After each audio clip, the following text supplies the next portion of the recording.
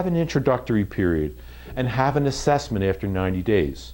Because an introductory period allows you a specific time, not probation, but introduction. So we can say this is a learning period and we're going to evaluate you at the end of that period.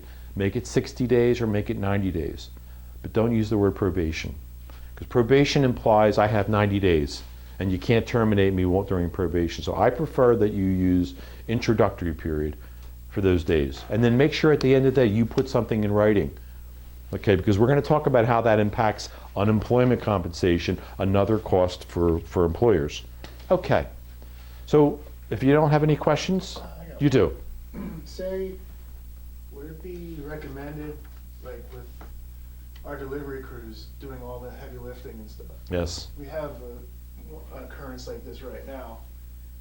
Would it be recommended to have an actual physical from a doctor before they start?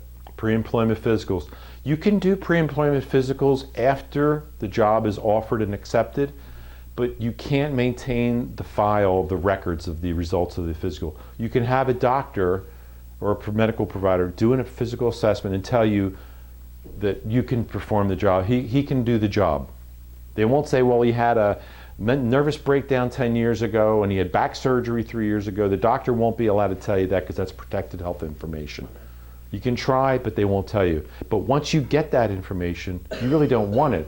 Because if later that person gets terminated and you happen to know they had a mental nervous breakdown 3 years ago, they were hospitalized, or they were in drug rehab, or they had back surgery, and then you terminate them for something completely else, they might say, well, you knew about that.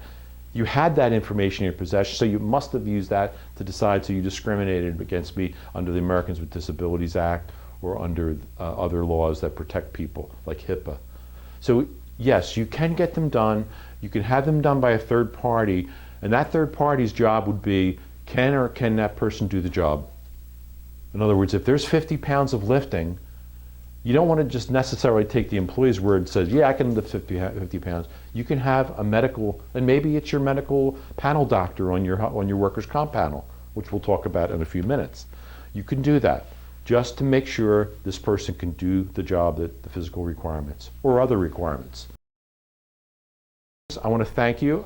I'm Rich Holland from Tompkins Insurance. I'm an HR consultant and I lead the HR consulting practice for our clients.